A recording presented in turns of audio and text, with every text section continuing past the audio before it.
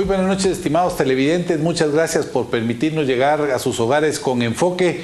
A pocos días de que podamos disfrutar los guatemaltecos del tradicional fiambre que marca el 1 de noviembre con el Día de Todos los Santos, marca el inicio de las fiestas y de las celebraciones de fin de año.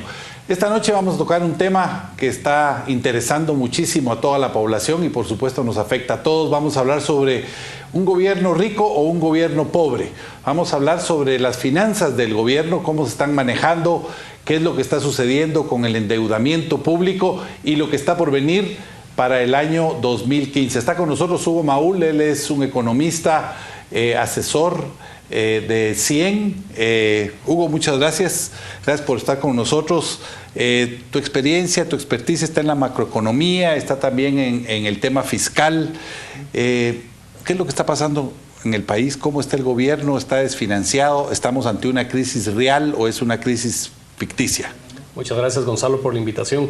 La verdad es que la crisis es real, pero dicen que en crisis anunciada no hay muertos. Aquí, lamentablemente, la crisis fue anunciada y muertos en el sentido figurado habrán muchos, porque lamentablemente la situación del gobierno en términos financieros es crítica. Es crítica en varios sentidos. Primero, cuando se hizo la proyección de los ingresos tributarios, se pronosticaron unos ingresos muy, pero muy altos, que básicamente el consenso de la profesión de economistas y especialistas financieros fue no van a cumplir con la meta. Sin embargo, ante ese tipo de advertencia, durante el año no hubo una real toma de conciencia en el sentido de no voy a apretarse el cincho. Así es, desde el día 1. Entonces, claro, ahorita al mes 10 resulta que, bueno, empezando el mes 11, resulta que estamos en crisis. Entonces sí, es una crisis real, pero en cierto sentido también es una crisis provocada. No es que nos cayó de la noche a la mañana y que no lo hubiéramos venido a ver. Entonces por eso es que también los ánimos están tan encontrados y tan polarizados, porque es, como bien decía un medio hoy, es producto bastante de la imprudencia, falta de previsión, exceso de optimismo o verdaderamente una actitud de me importa poco lo que pase, las carretas se arreglan en el camino. No, es difícil decirlo, el hecho es que el gobierno hoy no tiene los recursos mínimos para poder cerrar el año. Estamos, hay una presión fuerte hacia el Congreso de la República para que se aprueben 4.000 millones de quetzales en bonos. Sin embargo, de estos 3.000 millones se estarían dirigidos directamente hacia el pago de la deuda pública. Quedarían 1.000 millones para el manejo de esos, creo que son 500 millones para nuevos agentes de la Policía Nacional, y entonces van quedando 500 millones, o sea que esos 4.000 millones tampoco van a resolver totalmente esa crisis de financiamiento que tiene el gobierno. Y es un poco más grave porque no es solamente que los 4.000 sirvan para pagar deuda, sirven para pagar los intereses y comisiones de la deuda. O sea, el préstamo en sí, el capital, eso no se está pagando. Entonces, importante eso porque cualquier persona, cualquier empresa, cualquier país, cuando llega el momento en que tiene que recurrir a deuda para pagar los intereses de la deuda, digamos, si le estuviéramos pidiendo prestado una tarjeta de crédito ya no nos prestaría, porque las tarjetas de crédito no permiten que uno vaya a pedir a otra tarjeta para pagar la que debe. Y efectivamente, como bien decís, no libera recursos para poder atender otras circunstancias. Ahora, lo que es cierto es que en este esquema de urgencia de gastos, los prestamistas son muy celosos de su pronto pago. Y Guatemala ha tenido una tradición de buen pagador. Entonces, en el orden de prioridades, lo primero que siempre va a pagar un gobierno como el de Guatemala es los compromisos financieros derivados de la deuda. Por eso es que urgen estos 4.500 millones de quetzales para pagarle a esa primera prioridad. El problema es que si no tienen esos recursos adicionales, igual los van a tener que tomar. Los tienen que tomar de otro gasto, y entonces ahí es donde empiezan a generarse situaciones como que las patrullas se quedan sin gasolina, no le pagan a los salubristas, a los maestros le retienen su pago o se los atrasan, y ahí al final esto se reduce a una lista de prioridades. Sabemos que número 1 es pagarle a los acreedores. Número 2, si le preguntamos a la población, será Seguridad posiblemente. Salud, educación, y de ahí para abajo empezar a contar, pues porque hay actividades de todo tipo que hace el gobierno que a la población les da lo mismo si existen o no existen los programas. Y si de verdad fuéramos a un recorte priorizado, habría que empezar donde menos le duele a la población. La gran pregunta y el gran malestar que hay es por qué empezar donde más le duele a la población y donde más notorio es. Sí, porque digamos en muchos columnistas, muchos analistas, lo que han señalado, sobre todo la semana pasada, cuando se sabe que hay radiopatrullas que se quedan en la Avenida de la Reforma sin gasolina, otras que están restringidas en su área de trabajo, que no hay gasolina para trasladar reos a los tribunales. La gran pregunta es, bueno, pero ¿por qué no se suspende, por ejemplo, la publicidad oficial, que solo en los canales de televisión abierta se invierten entre 5 y 6 millones de quetzales mensuales? Pues con eso se podría poner gasolina. O sea, esa priorización que mencionabas, eso no existe, no se percibe, no hay. No hay por diversas razones. Primero es porque el gasto público se maneja con criterios políticos, y lo cual no debiera sorprendernos. Lo que nos debiera sorprender es que los criterios políticos no se informen o no sean ilustrados por las necesidades sociales y la rentabilidad social del gasto.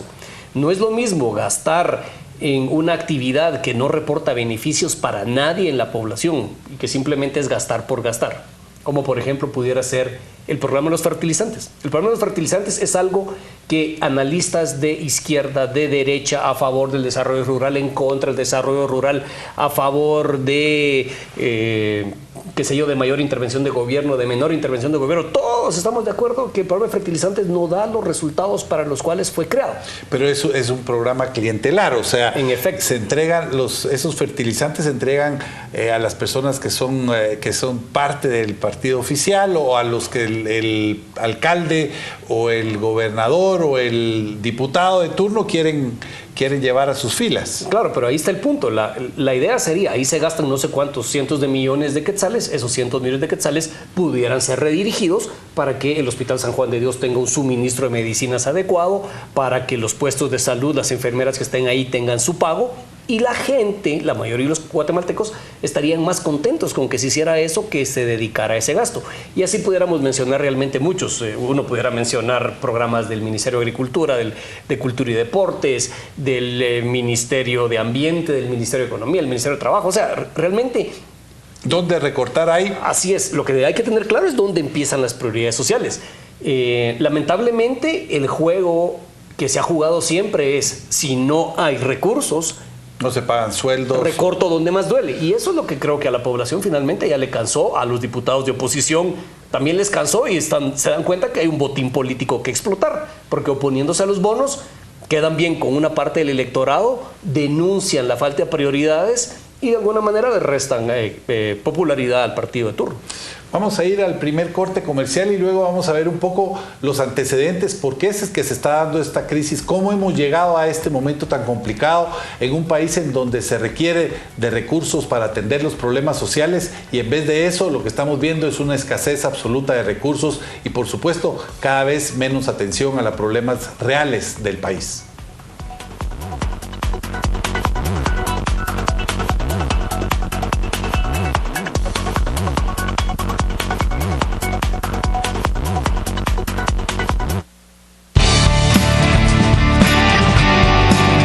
Estamos presentando Especiales de Canal Antigua.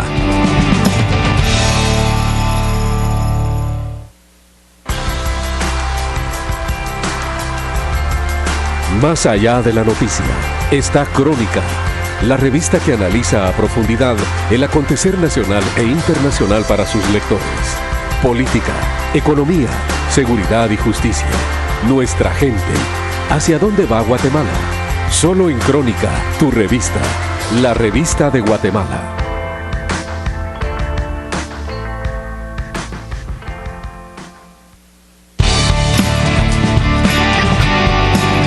Estamos presentando Especiales de Canal Antigua.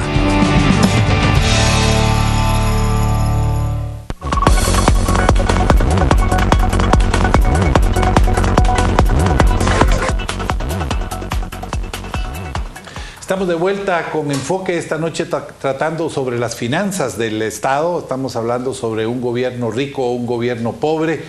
Está con nosotros Hugo Maúl. Les recuerdo que Enfoque es una producción de su canal Antigua y la revista Crónica, que por cierto, esta semana tratamos el tema, esta semana que está por salir de la revista, tocamos el tema de un fiambre, pero de un fiambre diferente, el fiambre político que lamentablemente está afectando a los guatemaltecos.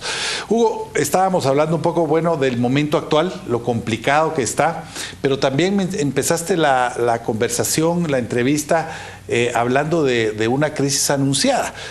Muchos analistas, muchos expertos en temas fiscales empiezan a señalar que los problemas se derivan en gran parte y en buena medida por la reforma fiscal de 2012. ¿Cómo nos ha ido arrastrando eso en el tema fiscal, que lejos de mejorar en los ingresos nos hemos visto que nos hemos o estancado o vamos en retroceso? Sí, es un tema muy importante y también un tema que genera muchas posiciones encontradas y muchas pasiones. Es difícil hacer una evaluación justa de la reforma dado el problema institucional que vive la SAT, porque la reforma es un instrumento legal que le genera ciertas obligaciones al contribuyente, herramientas, pero la SAT es la encargada de hacer funcionar esa ley, de hacer operativa la ley. Y lamentablemente los problemas que tiene la SAT en términos de operacionales, en términos de los problemas que hay en la aduana, donde se habla de mafias que han capturado las aduanas, de que no hay un adecuado proceso de fiscalización, todo eso al final ha terminado en una recaudación tributaria que no ha crecido a la velocidad que se esperaba, una recaudación tributaria que no ha alcanzado las metas que se proyectaron. Es decir, los mismos que hicieron la reforma tenían una creencia respecto de los límites que sí iban a llegar. Y lo que es cierto es que si bien la recaudación ha crecido, no ha llegado al potencial que ellos originalmente aducían. Y eso ha afectado en la aprobación de los dos presupuestos. Efectivamente, el gravísimo problema es que se hace una presunción de ingresos y una vez en función de la presunción de ingresos se hace una estimación de gasto. El gasto es cierto, mientras que los ingresos son inciertos. Entonces, ante la pregunta si ha funcionado o no, en algunos aspectos ha tenido importantes efectos positivos, en otro ha tenido importantes efectos negativos. En el balance no se han llenado las expectativas. Creo que hubo errores importantes como el régimen del pequeño contribuyente, donde básicamente a cientos de miles de guatemaltecos que habían ya empezado a contribuir por la facilidad que creaba el régimen, los dejan fuera. También la imposición adicional que se genera en el régimen definitivo del 5%, que hoy ya estamos en un 7%, pues eso ha golpeado a muchos a muchos profesionales, a muchas personas que trabajan por cuenta propia y que de alguna manera, mientras más se le va apretando el pescuezo al contribuyente, el contribuyente también va buscando formas de evadir. Efectivamente. Entonces, cuando uno mezcla esos efectos negativos con la debilidad en el cobro del IVA en las aduanas, lo cual es muy específico lo que está pasando, contra una debilidad generalizada de la SAT, donde hay por lo menos se ventilan en los medios y en los círculos técnicos claramente que hay una desinstitucionalización, que hay una falta de profesionalización y que todo lo que se había logrado se viene... Esa era la pregunta que te quería hacer.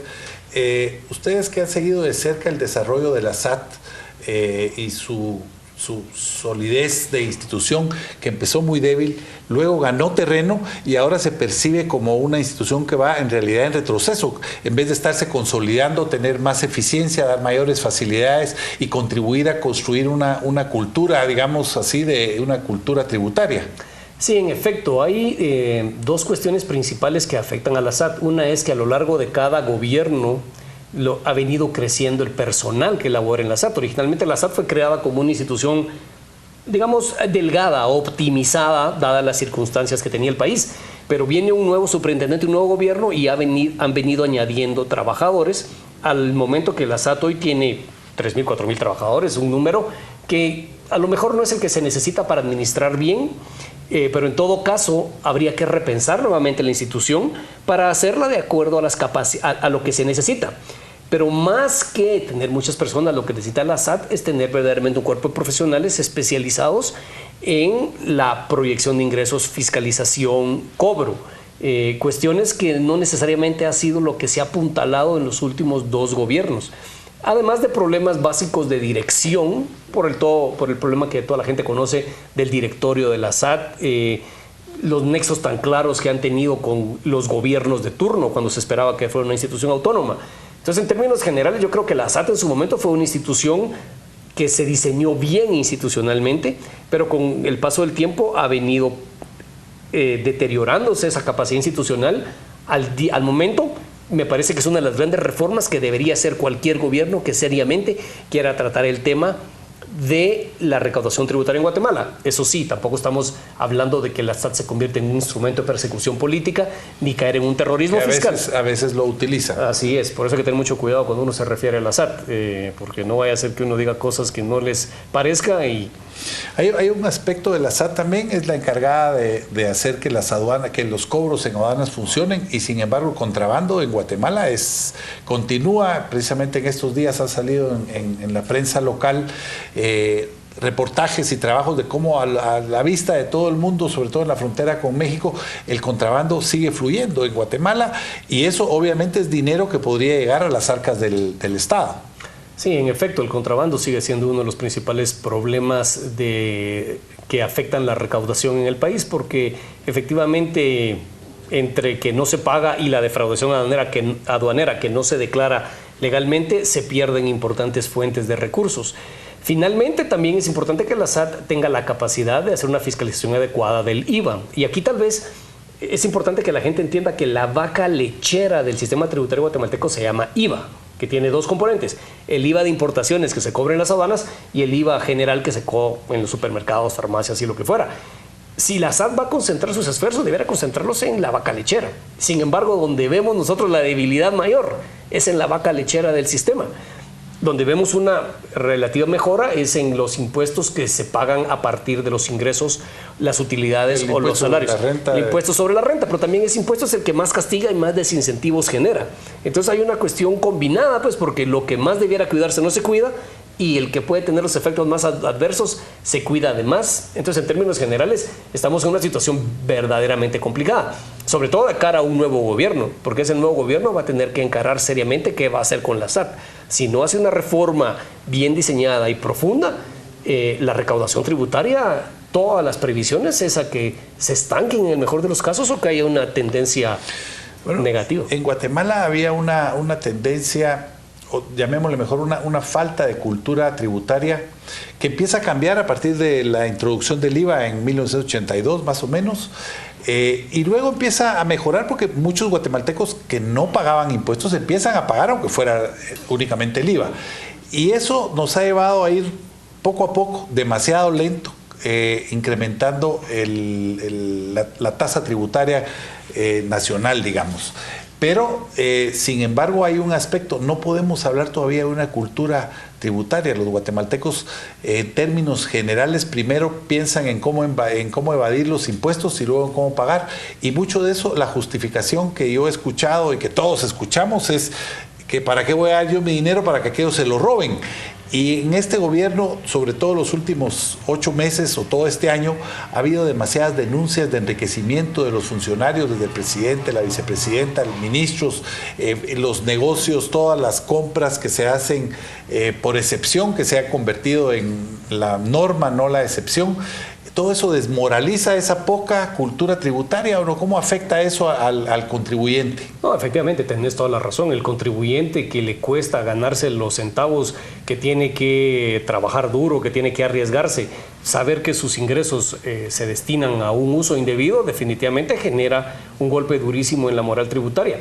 Y lo que también es más grave, al contribuyente lo único que se le dice es pague más porque se necesita más gasto. En ningún momento en Guatemala se habla de los resultados concretos que se buscan hacer con ese gasto. Es decir, estamos haciendo al revés. Queremos decir cuánto se quiere gastar, por lo tanto hay que pagar lo que se necesita para gastar, pero en ningún momento nos ponemos a pensar qué es lo que queremos obtener de ese gasto. No basta con decir que el gasto va etiquetado para educación, con que eso se transforme en educación de calidad para los jóvenes que les permite ingresar al mercado laboral. No basta con etiquetar salud para que los niños estén verdaderamente vacunados y no sufran de problemas gastrointestinales. Lamentablemente, no se postulan resultados válidos, creíbles y sentidos por la población, y a partir de ahí se estructura el gasto. Simplemente se dice, queremos gastar 71 y se va a gastar en estos rubros. Esos rubros, ¿cómo se relacionan con cambios efectivos en la población? No es esa la forma de pensar el presupuesto. Entonces, lamentablemente, por más dinero que metamos, difícilmente ese dinero va a llegar a transformarse en satisfactores para la gente. Vamos a ir al último corte comercial esta noche y vamos a volver inmediatamente a analizar lo que está por venir, la aprobación del presupuesto, el enfoque del presupuesto y hacia dónde vamos a ver caminando el país en el aspecto fiscal a lo largo de 2015.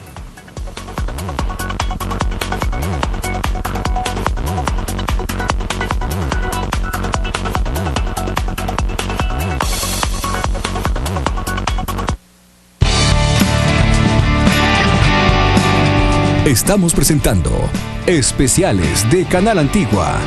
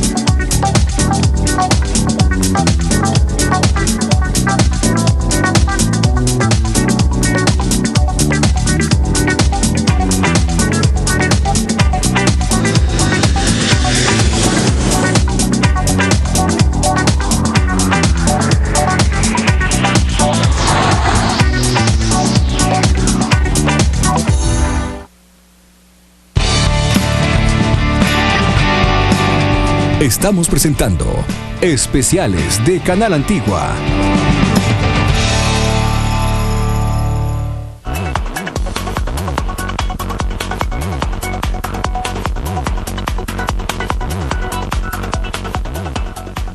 Estamos de vuelta con la parte final de Enfoque esta noche analizando la situación fiscal, la situación financiera del gobierno de la República y por lo tanto cómo nos afecta a todos los guatemaltecos. Bueno, ya vimos un poco el momento actual, la crisis esta que se está dando. Vimos también el pasado, por qué es que vienen todos estos problemas a través de la reforma fiscal y la situación actual.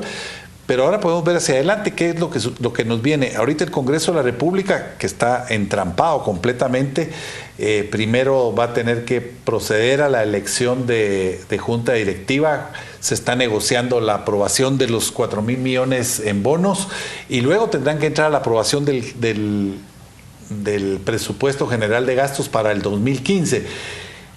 ¿Cuál es la expectativa? En primer lugar, si analizamos muy brevemente el presupuesto, es un presupuesto real, 71,000 millones aproximadamente de quetzales, con los ingresos que se tienen, con todo esto que hemos estado hablando del efecto que se ha venido dando en la baja recaudación, ¿es un presupuesto real?